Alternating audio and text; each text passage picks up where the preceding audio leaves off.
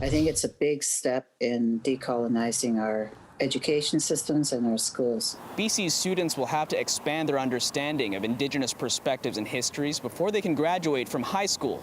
Students currently in grade 10 will be the first to take on the new graduation requirements, which are expected to take effect next fall. A lot of our history in our schools starts with the settlers, but Indigenous people have been here since time immemorial.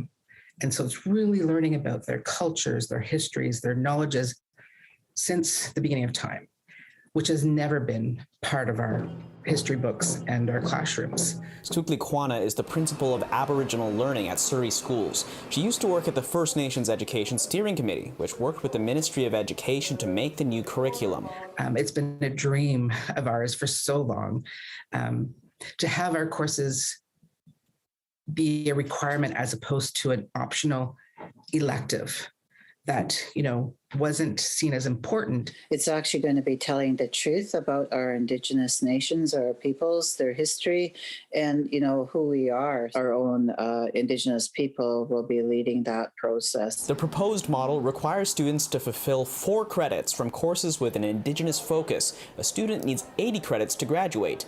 The details are still being worked out, and the province is asking parents and educators for feedback on the Engage BC website. Minister of Education Jennifer Whiteside spoke with Omni Television about what the new material could look like. They'll see a list of all of the courses that are already on our books, that are already available to be offered. Courses like the First Peoples English course. There are other courses that flow under either social studies or under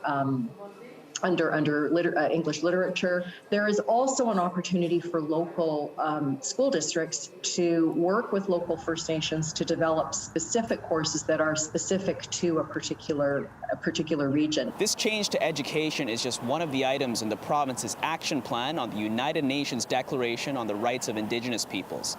In Vancouver, Kier Junos, City News.